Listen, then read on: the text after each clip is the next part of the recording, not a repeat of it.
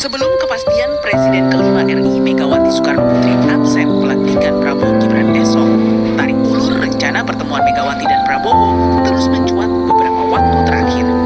Rabu lalu, Wakil Ketua Dewan Pembina Partai Gerindra yang juga adik Presiden terpilih Prabowo, Hasyim Joyo Hadikusumo, menyampaikan keinginan kuat Prabowo yang sudah siap bertemu Mega.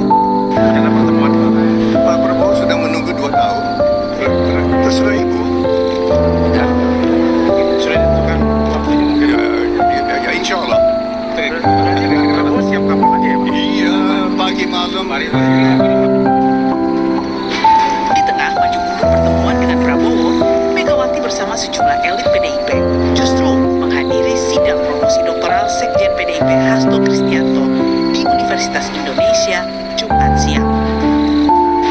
Sorotan juga tertuju pada kemunculan mantan Kepala BIN Budi Gunawan di acara pembekalan calon menteri di Hambalang. Sekjen PDIP Hasto Kristianto menyebut kehadiran Budi Gunawan di Hambalang tidak mewakili PDIP di kabinet Prabowo. Ya, kalau kita lihat hubungan antara Pak Budi Gunawan dengan Pak Prabowo memang hubungan yang baik karena kerjasama antara BIN pertahanan itu sebagai satu kesatuan konsepsi, dan tidak bisa dipungkiri bahwa Pak Budi Gunawan juga pernah menjadi ajudan dari Ibu Megawati Soekarno Putri, tetapi beliau bukan anggota PDI Perjuangan. Pengamat politik Burhanuddin Muhtadi berbeda pandangan soal kehadiran BG dengan pengamat politik M. Kodari. Di mata Burhanuddin, kehadiran BG menandakan PDIP masih berpeluang bergabung ke pemerintahan Prabowo dan hubungan Prabowo-Mega kian dekat.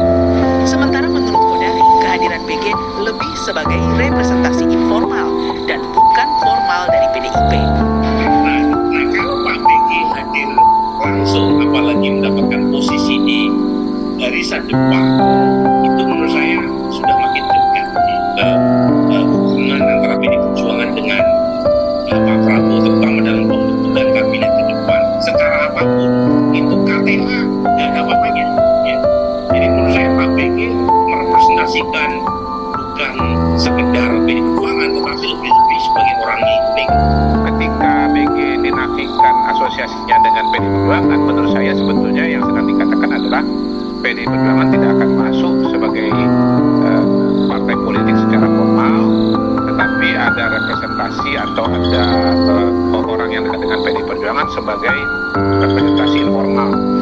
Meski Megawati disebut akan absen di acara pelantikan Prabowo Gibran esok, terbuka kemungkinan Mega dan Prabowo akan tetap bertemu usai pelantikan. Terlebih, komunikasi intens terus berlangsung di antara elit PDIP dan Gerindra. Tim Liputan, Kompas TV.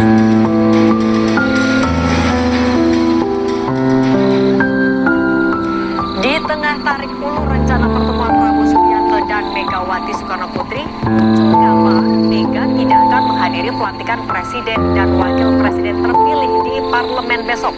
Bagaimana membaca absennya Megawati di pelantikan Prabowo Gibran?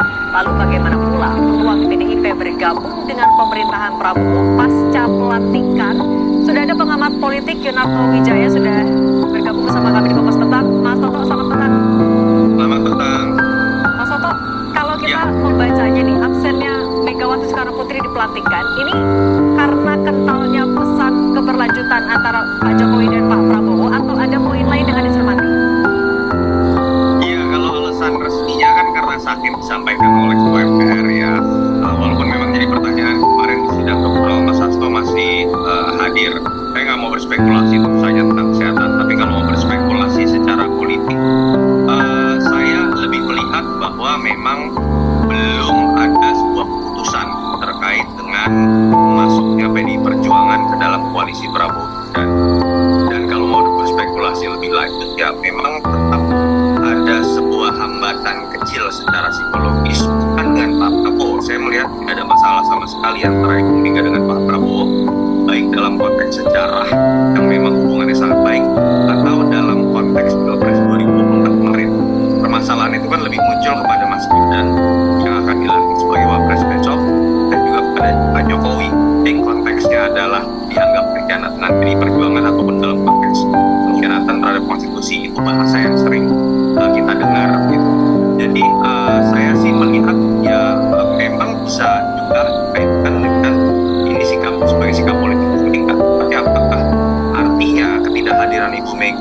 besok bisa dipastikan bahwa PDI Perjuangan tidak akan bergabung, belum tentu juga, karena dengan masuknya Pak BG yang kita tahu walaupun tidak KTA tapi masih bisa direpresentasikan sebagai bagian dari keluarga besar PDI Perjuangan secara informal, menurut saya paling tidak sebuah indikasi bahwa komunikasi tetap akan berjalan. Dan andai kata pun PDI Perjuangan tidak masuk dalam barisan koalisi pemerintahan, tetapi sifatnya masih bisa dilihat dalam konteks politik yang sejuk, bahkan Pak BG bisa diartikan sebagai ungkapan yang memang diberikan dan diterima oleh Pak Prabowo untuk terus bisa menjadi bagian komunikasi antara Ibu Mega dengan Pak Prabowo ke depan. Tapi artinya ketidakhadiran Bu Mega ini bukan artinya PDIP sudah menutup pintu, tapi artinya memang belum ada keputusan soal sikapnya.